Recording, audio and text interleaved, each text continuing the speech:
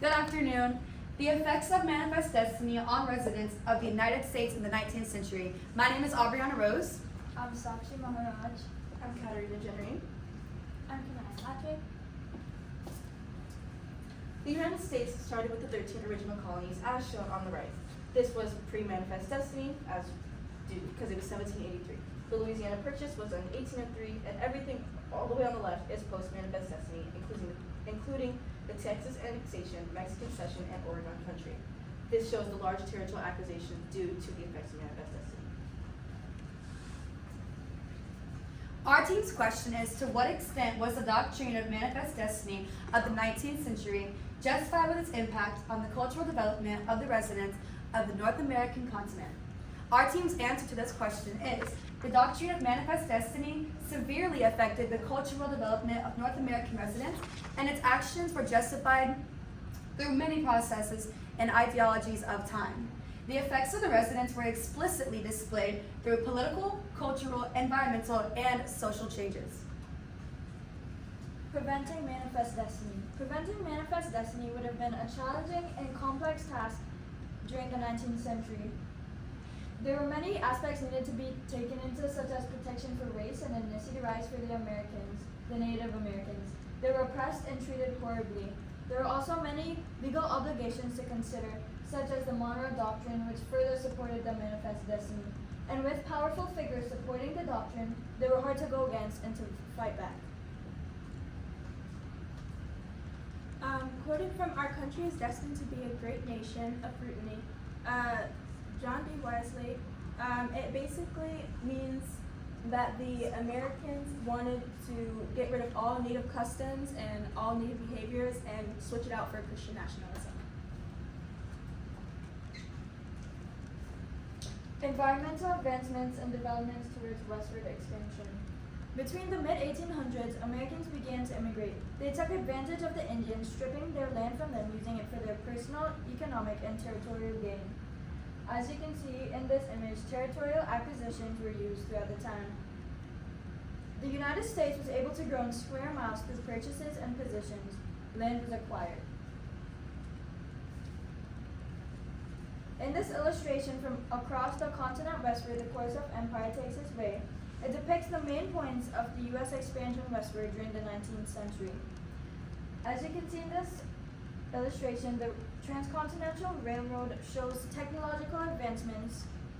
The back has vast and expansive lands available for ownership, and the small civilization being formed shows the migration and settling of the Americans in their new land. Genocide of Native Americans. Total fulfillment, though not explicitly stated, meant the total elimination of American Indians. This assumed that they were a dying race due to the God of Day right stated in Manifest Destiny. Because of this, settlers rarely recognized Indian claims to land or previously occupied land of Native Americans, and this led to sporadic yet violent wars. Wars that resulted of this were the Mexican-American War and the American-Indian War. The Mexican-American War spurred from the highly disputed territory between the Republic of Texas and the territories of California. This was due to the high resources and tools that were available to them at the time. The Monroe Doctrine, also another powerful doctrine of the time, defended the principles because of the outcomes of the war. So essentially, the Manifest Destiny gave purpose, and the Monroe Doctrine secured it, as it assumed the U.S. was the most powerful. It was a powerful land source. Cultural impacts. Manifest destiny displaced Native Americans from their lands. Not only did they displace them from their lands, it also destroyed the Native Americans' way of life. And the Americans rationalized their decision throughout Americanization. In this picture right here, on the left, you can see an indigenous child, and after we Americanized him, you can see it like an American child here. And the Americans did so by normalizing American customs, making them learn our language, and putting them in our clothing. The white Americans who arrived and ruined their culture wiped out any hope for normal ways of life afterwards. My perspective is looking at this as a cultural matter. No matter your race or ethnicity, these indigenous people should not have been forced out of their land or displaced from their normal ways of life. In this picture here in the front, you can see an indigenous woman who is crying, upset from leaving her land, and in the back you can see that there are people still packing up their things, getting ready to leave their land, and getting ready to go to the other settlements. Politics and religion can be seen to go hand in hand. A verse, Genesis 1:28, represents this image right here as the Americans used it as justification for their actions. As you can see in the image, there's an angel leading the American settlers towards the natives' land, and you can see that in the darker areas, the natives and the buffalo, which was their main source of life, were being chased away. And there's lighter sections towards the American settlers, as if they were bringing light to the situation into the world.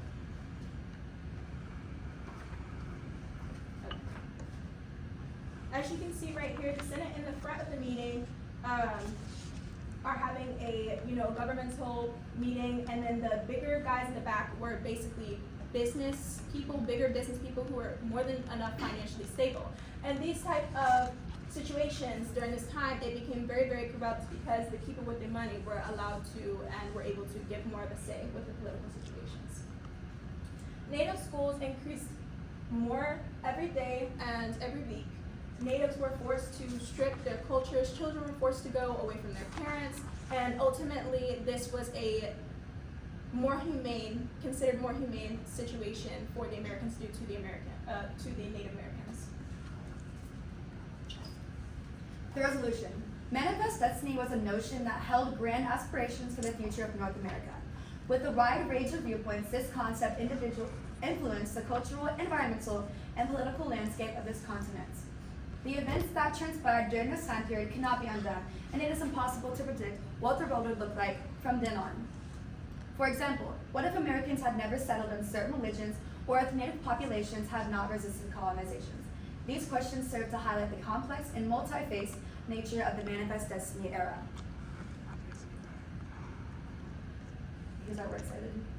Thank you. Scoot together if you would. Sakshi, I'll just start with you and then go across with questions.